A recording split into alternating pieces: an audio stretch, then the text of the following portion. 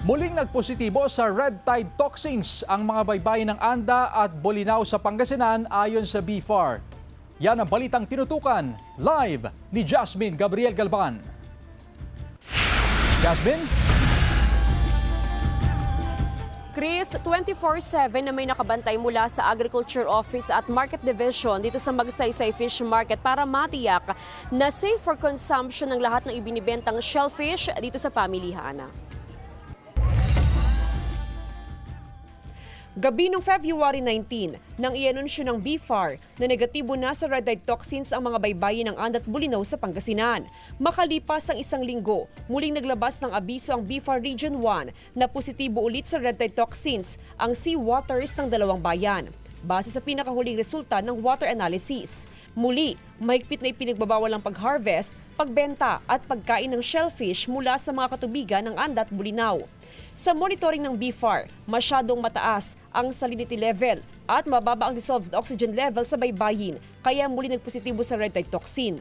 Nakikita po namin factors, yung toxin ay nandyan na po sa ating baybayin ng Anda and Bolinao. And when it is conducive po, ay dumadami po siya.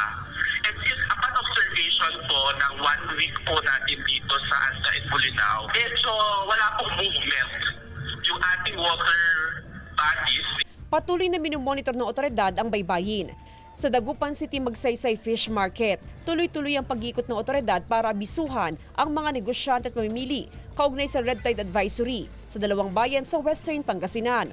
Bahagya raw na naapektuhan ng kalakaran sa Magsaysay Fish Market kahit pagaling sa Bataan ang mga ibinibentang shellfish. Sa Disyembre nagulat kami lang na negative na yung red tide, tas ngayon meron na naman. Mahirap Mahirap na kasi may high tide sabi nila kaya pusit na muna. Nasa 80 hanggang 90 pesos ang kada kilo ng tahong habang nasa 100 pesos naman ang presyo ng talaba.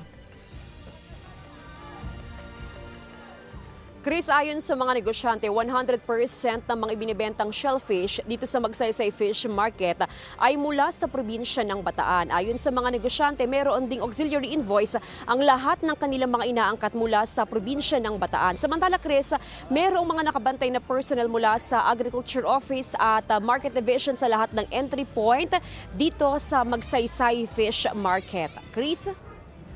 Maraming salamat, Jasmine Gabriel Galban.